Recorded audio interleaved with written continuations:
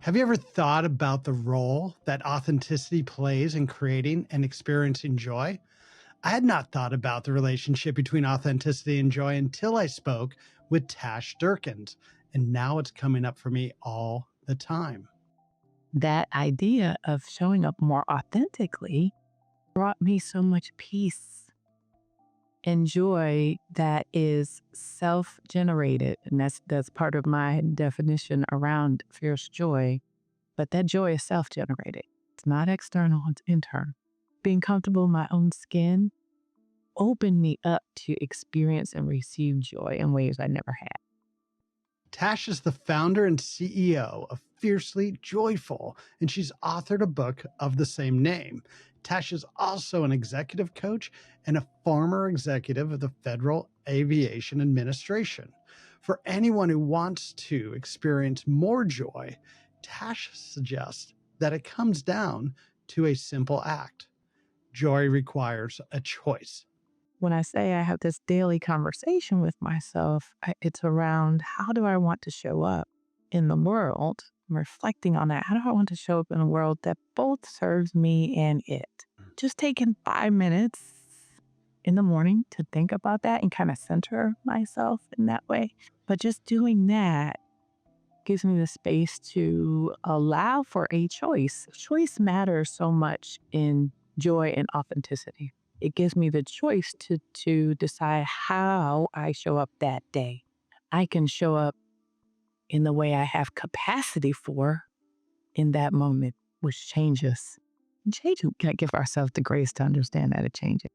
Tash brings a level of equanimity and wisdom to this conversation that makes me want to quiet myself, lean in, and learn as much as I can. And while Tash says joy is an inside job, Tash learned from her father that being in community is another great source for generating and experiencing joy. For me, once I stopped beating myself up about the need to be in community and accepted it, I thrived. And in the moment I'm having a struggle, it's usually because I'm sitting by myself trying to figure something out. And it's just need a sounding board or but the longer I sit alone trying to do a thing, the harder it is for me. It's just how I'm built. Hi, I'm Roger Kastner, and I'm the host of the What Do You Know to Be True podcast. For over 25 years, I've been working with leaders and teams to co-create pathways to being better versions of themselves. And these conversations are intended to amplify the stories and experiences of people who have done just that. The goal here is not to emulate or hack our way to a new talent. Instead, the intention is to learn more about their experience with their superpower. And in doing so, maybe we can learn something about the special talent in each of us that drives us towards our potential and living into our possibilities. If you're ready, let's dive in.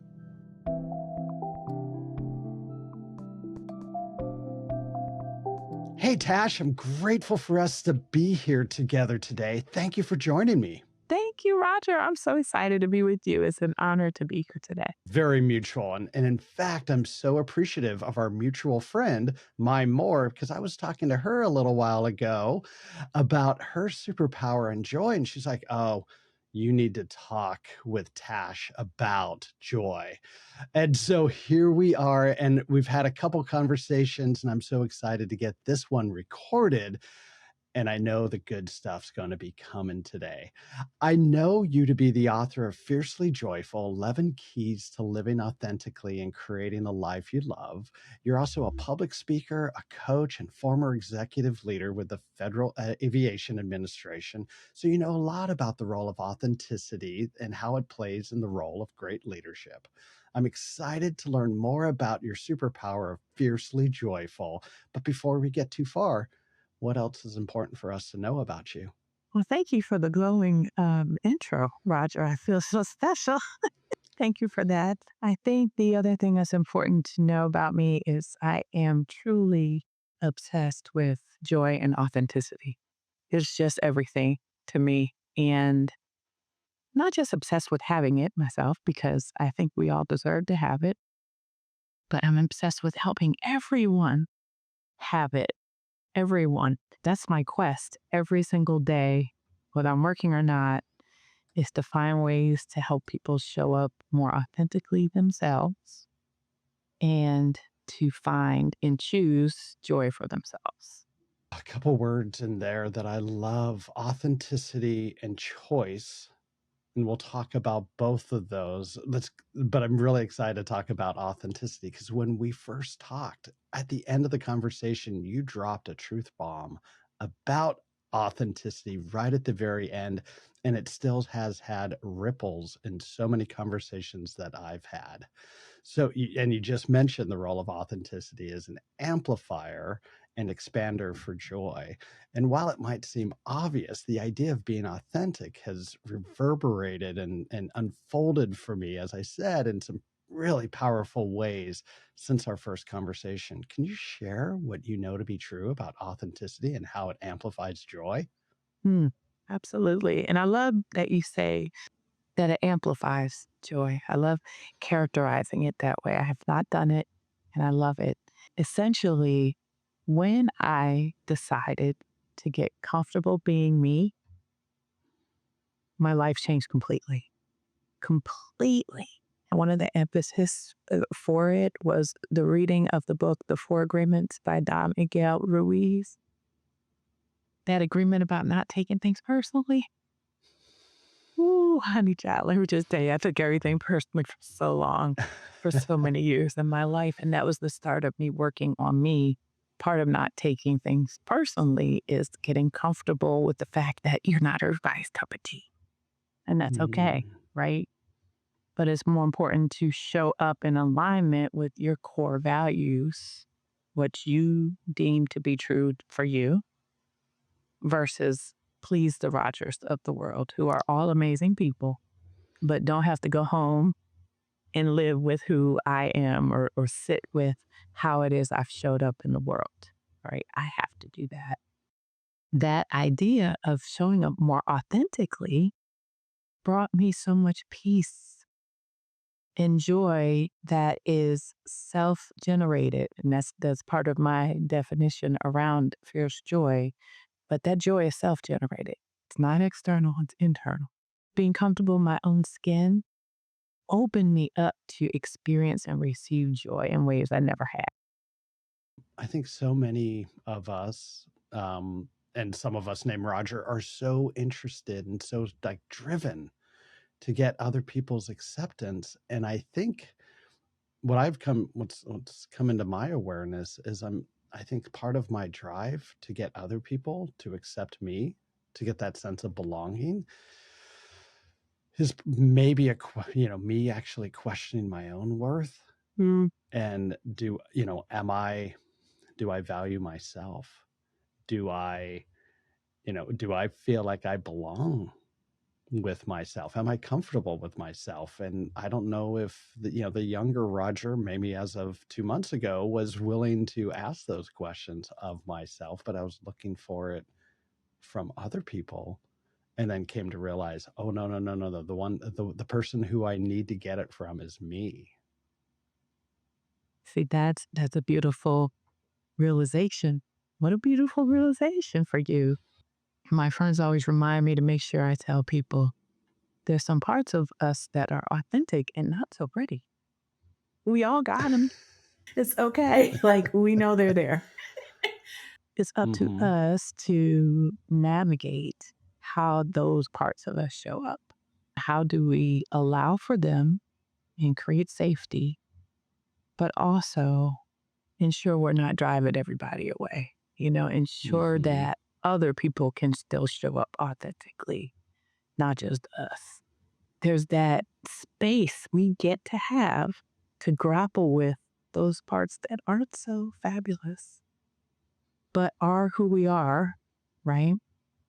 And still contribute to the making of what it is we're supposed to do on this earth.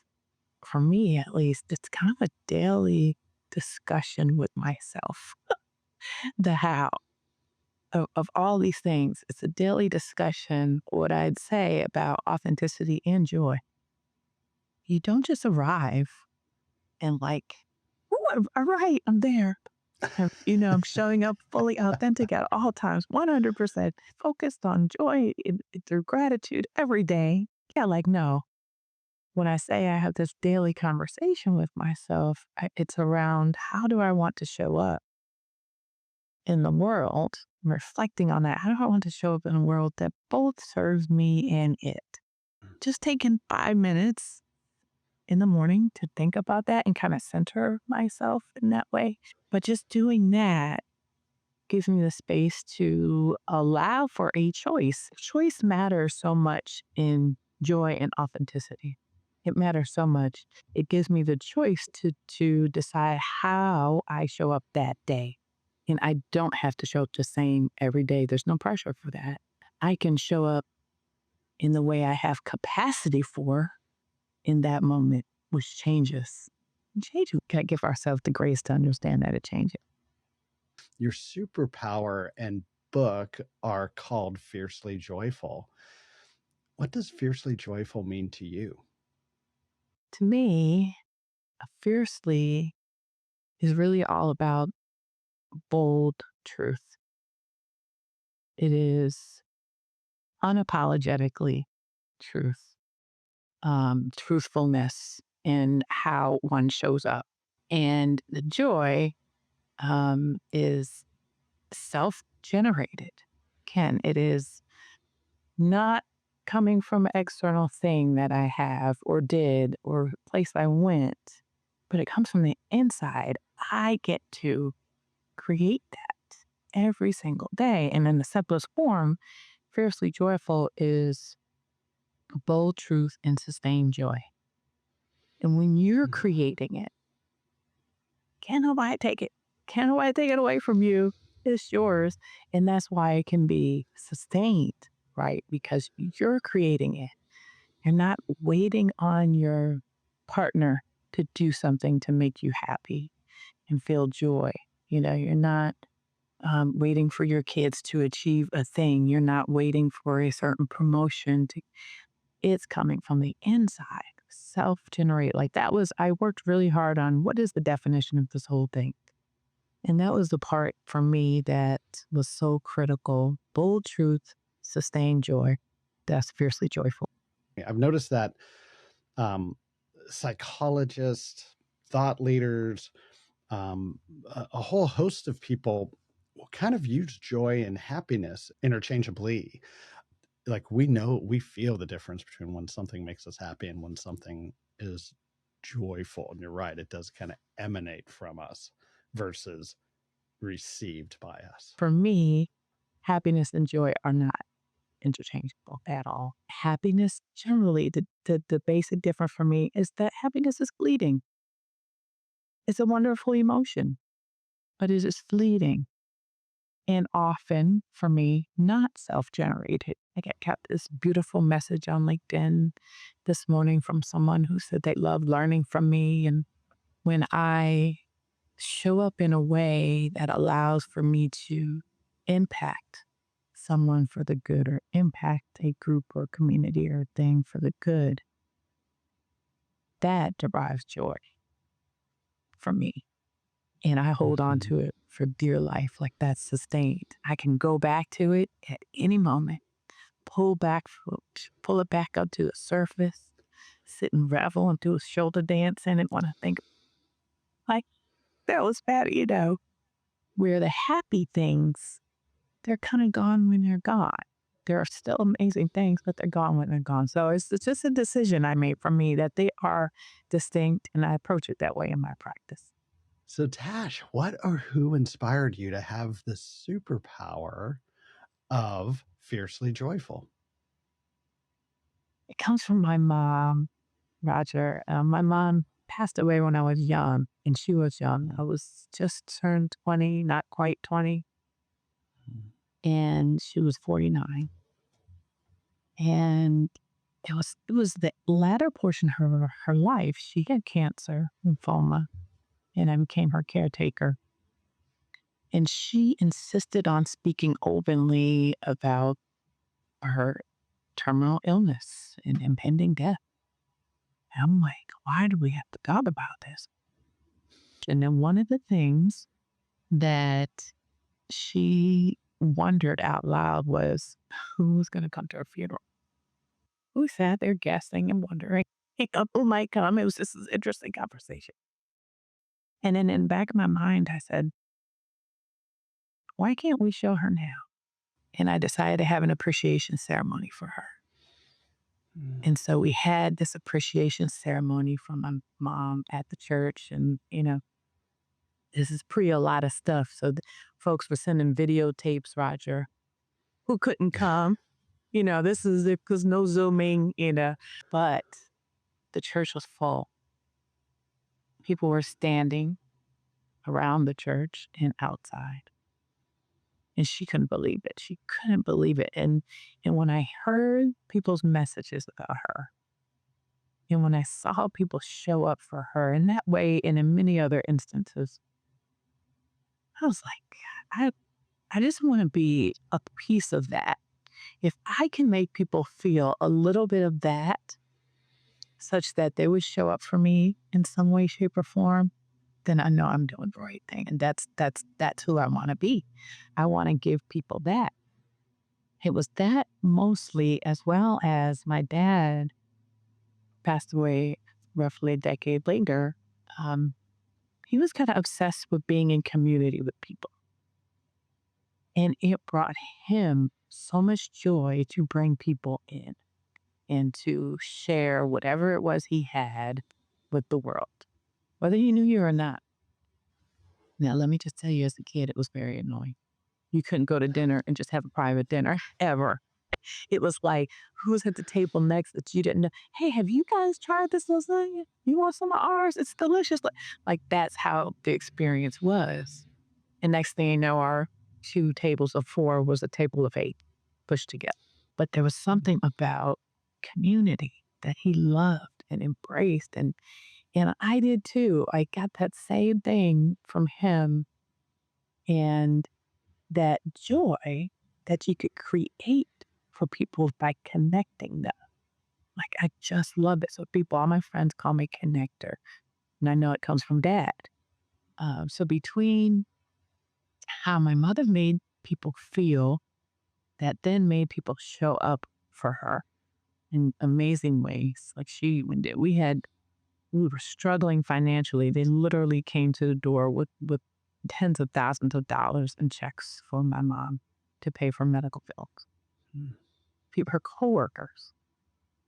And then my dad with the sense of community, and literally we could go anywhere in the world. We were from Scranton, Pennsylvania. We went on a vacation to Hawaii one time, and he ran into folk he knew because he was so big. We're walking down the street, somebody's called Angelo. Hey, it's like seriously, we're in Hawaii. But that community, but how people felt so good spending time in community and being connected. Like those 2 experiences of a lifetime with my parents made me want to do more of that and figure out what does joy look like for me? How can I bring it to this world? I love that. Your mom brought that sense of making people feel joy. And in doing so, it gave her joy as well as your father's need to connect and create community. I'm sure it gave him a great sense of connection and community as well. And those are things we can do whether we're starting off at the beginning of our journey or towards the middle or end of our journey. Yeah, making sure other people feel good about the experience that you're having with them, as well as making sure they feel like they're connected and part of the community with you. That's powerful. And I'll pull the thread just a tiny bit too, because I love how you wrap that, Roger. People would say with my mom, they felt seen in a way they never felt seen before. And she was that person who ever hear those people who always get the perfect gift for somebody? Doesn't matter how well they know them or don't, but they know exactly what was Mm. needed. It's because mom would listen so well. She would listen and pay attention to what people shared about themselves. And so people felt seen and valued. And that for me is the other reason why I've been on this quest around authenticity, because when you are given space to show up as yourself, you do feel seen. And I had some amazing colleagues and bosses at work who created that space for me. And I felt it and still do our responsibility to continue doing the same for others. You know, it's just, it's beautiful. And for me, it feels like a blessing. I'm grateful that I get to do that. Like, how cool that I get to do that in a simple, I'll tell you a very quick story about people being able to feel seen. One of the things for me, and I write about this in my book, as a Black woman, I was on my natural hair journey, and that is like just a whole other episode. But just being able, that is very much around authenticity, because being comfortable showing up with my hair the way it grows out of my head and not feeling like I have to blow dry it straight to look acceptable to society. That's not how my hair grows. But I was doing it for years and years, or straightening, chemicals, all these things. And I finally decided I didn't want to do it anymore. And one of my bosses had natural hair. So I felt like, okay, maybe I can do this. And I finally made the transition. But that day I was walking to work, I was like, am I going to get fired? Am I going to be stared at? I don't know. Like, that's how bad and how anxious the experience was. And nothing happened. Like, nothing went wrong. It was fine. Now, not everybody has that experience. Others have different experiences, just to be clear. But my experience was, it was fine. It was about me getting comfortable in my own skin. And I joke around that I was single at the time. And there were some guys who never paid me any attention on my walk to work, who paid me a lot of attention that day. Clearly, they Hmm. liked the natural hair girl, the natural hair girl. But that being able to show up more authentically me made all the difference in the world. All the difference. Yeah, that feels like a superpower in and of itself. Mm. And not only because it feels like it gave you a sense of not only authenticity, but also strength in that authenticity. You were inspired by someone else who was being their authentic self, and other people noticed you being your authentic self, and it probably had, the ripple effect there. And I'll often say that superheroes only get capes when they're in service of other people, so that living into our authenticity feels like a superpower as well, and we're allowed to have multiple superpowers. Yes, right. Absolutely. Thank goodness we get to, but one thing I will point out, I learned this at a conference years ago, such a simple way. There are some superpowers we have that we actually don't enjoy employing, that we get to say no. Because, Yeah. folk want to make you do some things that you're really good at. And they're like, okay, Roger, I need you. You're so good at it. Could you please? I'm good at it, but I don't care for it. Thank you. And you Well, can and say that's no. yeah, that speaks to, again, being authentic and knowing ourselves, knowing what gives us strength, what we're passionate about, what we want to do. And Mhm. it feels so good when we get asked to do that thing we're good at. But if it doesn't fill our tank, we're just getting more and more depleted when we do that thing. That process of becoming more authentic includes getting comfortable disappointing people, because you're going to disappoint some people when you're focused on staying in alignment with who you truly are. And I feel like my mom would have never done this. She was sometimes, but I had a relationship with a friend who felt incredibly draining. It wasn't toxic, but it was incredibly draining. And it felt like work all the time. And I felt like I wasn't being myself when I spent time with this woman. And I finally made a decision. I needed to end that friendship. And I, went back to that, the saying about people in your life for a reason, a season, or a lifetime. And I'm like, I think our season has ended, is what I'd come to grips with. So I rehearsed it, the conversation I needed to have, and I had it with my friend. And of course, she was not pleased. And I hated to have that conversation. But can I tell you the peace I felt after? Like my shoulders were not so heavy. Mm. And I felt like I was being disrespectful to myself and her, pretending I wanted to hang and spend time and, grow together and do all this together stuff that I did not want to do. It was essentially a lie. And so I was willing to accept the response that I knew wasn't going to be a good one. It wouldn't be for any of us. We're all human, right? Versus continue to perpetuate in this nonsense that was really disrespectful. It was a lie. Well, years later, when I was writing my book, I was interviewing the same best friend that I maintained the relationship with, obviously. And she said, back then it felt harsh to me. He said, I realize now it felt harsh because I was uncomfortable with it. And I didn't have the words. I would have never done it. I would have tolerated the relationship. She said, what I know now is you were ahead of us. You were committed to who you were back then, and we weren't there yet. Now that gave me some joy. That gave me some joy because that means she saw me showing up in alignment with who I was even decades ago and doing so unapologetically. It's just we have to prepare ourselves for the fallout of showing up authentically because there is a cost.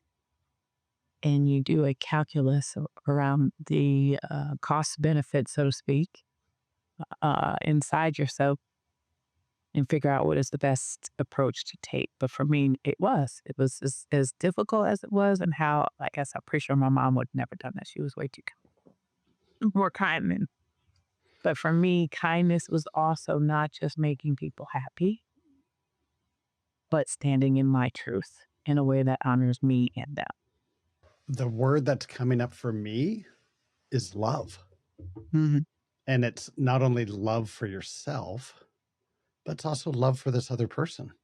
And that you weren't able to be your authentic self with this other person, and you were allowing them to perpetuate that negativity. Um, and you weren't willing to put up with it anymore. So it was not out of malice, but out of love that you were able to Mhm. stand up for what you needed and likely what the other person needed as well. But that was their choice, whether they accepted that or not. Right, right. And thank you for saying that. I appreciate that. So, Tash, what do you know to be true about your superpower of fiercely joyful? You can choose it as long as you're willing. And the willing is around holding ourselves accountable to make the choice. It is sometimes inconvenient. Mm. It is sometimes incredibly difficult, but it is a choice. And when I hear myself and others say, I didn't have a choice. Yes, we did.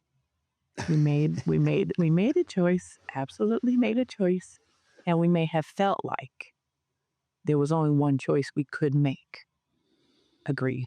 But it was a choice nonetheless. And Mm. so is fierce joy. Bold truth. You get to choose to live and stand in your truth. And you get to choose sustained joy. Self self generated sustained joy. You get to choose those things. That's what I know to be true. And what did you believe early on about your superpower of fiercely joyful that you've come to learn is not true? You know, it was that arrival thing. I was certain I was going to arrive at this space of authenticity that would give me sustained joy all the time. And that was it. And I wasn't giving acknowledgement to the truth that we evolve constantly. And so there are moments to even today, as much as an authenticity advocate and joy advocate that I am, that I will sit and wonder about a choice of how I'm going to show up that is not in keeping with my true self because I'm worried about the consequences. Because, I'm worried about who's going to think something is much, much, much, much less than it ever was years ago, but it doesn't disappear. And that's why it's so important to have that connection with self so you can sit, reflect, and figure out when that's happening and have that board of directors or kitchen cabinet to check you on it. So, what's next for you and your superpower of fiercely joyful? I think it's actually going to revolve around community. I fought myself really around how important community is to me for a long time. I felt guilty because society says you should be able to achieve things on your own. You shouldn't need so much support. You should be able to just get it done. And I had been talking about writing Fiercely Joyful for 10 years, and I had about 325 words on a piece in those 10 years. It wasn't until I found a group writing program Hmm. in which the motto was never write alone. So I got to go write in Hmm. community. And it's like all we were doing was getting on Zoom and looking at each other and typing, right? Or holding one another accountable, sending a little text message, whatever that was. Manuscript to process my publisher. Big ups to them for creating that community. But it wasn't until I was in my happy place of being a community, I got my book written and published in 8 months Mm. after 10 years of nothing. So I am going to focus my practice on more things around community that serve the greater good, particularly for people like me who realize they thrive in community and they want community support to get things done. I love that. The power of community, the power of team, the power of family. I've heard the critique of the Maslow's hierarchy of needs, of everything we need to be able to achieve that level of potential or self-actualization. And the big critique of it that I've heard is that it doesn't talk about the contribution of the community, the team, the family. And yet we all, I think, intuitively know like no one achieves greatness or their potential by themselves. Like there is a team behind everyone on that world stage or any other stage. And therefore, why do we have a society that is so focused on individuality when we know that those individuals don't achieve it themselves? Mm, I it's had so a I had a true. friend recently who talked about how she feels so busy and she can't get everything done that she wants to get done. And then she says, "Well, I mean, Beyonce only has 24 hours in a day as well." Like, Beyonce's got a very big team. That's right. She not cooking. She not shopping. She not cleaning. Let's just go with the basics. It's probably a very long list that Queen Bee doesn't have to do herself. But like, what do we not have to do ourselves? Is what I'm taking from your response there, and it makes me think about even this podcast, the series of conversations that I'm having with Mm, people as a means to learn more about, this. I mean, you've probably heard the term me search, like all research mm, is me search. I'm very interested in this idea of achieving our possible self, and I'm interested in the pillars of the building blocks. But the early formation of those pillars did not include the sense of team or community. And then I heard the critique of the Maslow's hierarchy of needs, and like, okay, that came to me for a reason because I'm not thinking about it in these building blocks as well. Mm. And I think about everything I've learned in the year and a half I've been having these conversations, how much I've learned, and none of it was self-generated, right? It's all from all these conversations and these wonderful people like yourself who are sharing. And there's a lot of common themes, and it's so powerful to hear these same themes and concepts come up again and again to really cement what I know to be true about what it takes to live into our full possible self. For me, once I stopped beating myself up about the need to be in community and accepted it, I thrived. I thrived. And in the moment I'm having a struggle, it's usually because I'm sitting by myself trying to figure something out. And it's just need a sounding board, or I need, but the longer I sit alone trying to do a thing, the harder it is for me. It's just how I'm built. I've been able to cultivate community in which I can show up authentically, and my community brings me joy. Always brings me joy. Oh, it just came to my awareness is Angelo and all his friends looking upon you saying, "That's my girl." Yeah. Thank you. Yes. Oh, that's lovely. So, Tash, are you ready for the lightning round? Let's do it. Let's do it. Okay, fill in the blank. Fiercely joyful is Bold truth and sustained joy. who in your life provides fiercely joyful for you? I have a long list, but I'll say my husband and my community. Is there a practice or routine that helps you grow, nurture, or renew your ability to be fiercely joyful? Yes, reflection. Is there a book or movie you recently read or watched that you would recommend that has fiercely joyful as a theme? A book is called, and I'm still reading it, but it makes me so happy. Space to Exhale. And it's a book about essentially rest.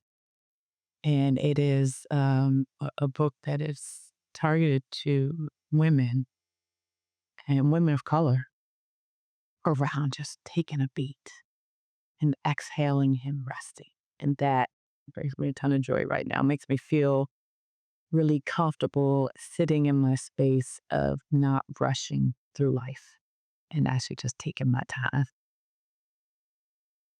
It seems like that book probably came to you at just the right time. As you mentioned, Hmm. the transition that you're going through, you just wrote the book, you're starting your business, you got a lot of things going on, and wow, this little book just sort of floated into your life to say, rest. And as you said, reflection, very important. What is one thing that gets in your way of being fiercely joyful? Wanting to do it all yesterday. I just, that gets in my way all the time. I constantly have to put put some perspective in place. So, what word or phrase describes what fiercely joyful feels like when it's had an impact on others? Peace. Mm. Feels like peace without question. If an audience member wanted to follow up with you and ask you a question or follow you on social, where do you want to point them to? Find me on LinkedIn. That's the best place to find me, Tash Durkins, or you could go to the website. It's fiercely-joyful.com. And I'm posting stuff every day on LinkedIn. My proprietary framework is called the Freedom Framework because I do believe that authenticity gets you to freedom, and that's why you get the joy.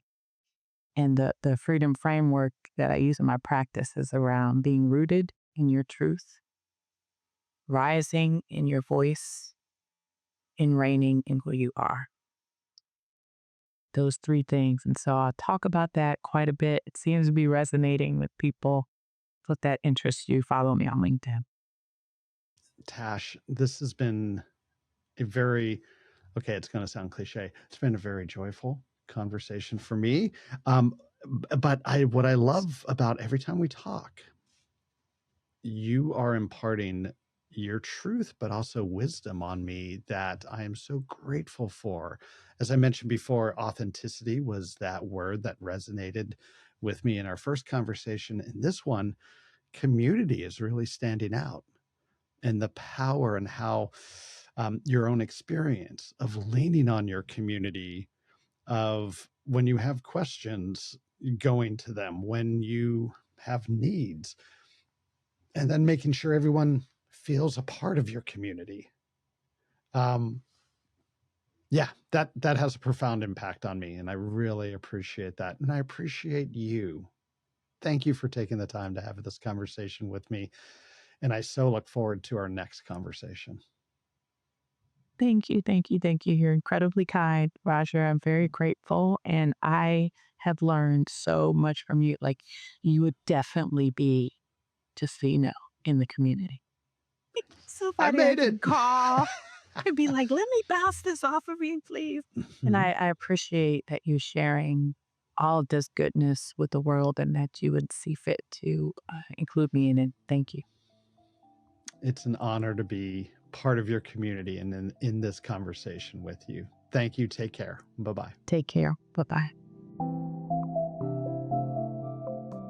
Thank you all for being in this conversation with us. And thank you, Tash, for sharing what you know to be true about being fiercely joyful and the role that authenticity, choice, and community have in creating and experiencing more joy. The question I'm asking myself now after this conversation is, where can I be more authentic in the moment so I can experience more joy and equanimity throughout my day? What Do You Know to Be True is a Three Blue Pens production, and I'm your host, Roger Kastner. We are recording on the ancestral lands of the Duwamish and Suquamish people. To discover the ancestral lands of the indigenous people whose land you may be on, you can go to native-ca. Okay, be well, my friends. And as always, love you, mean it.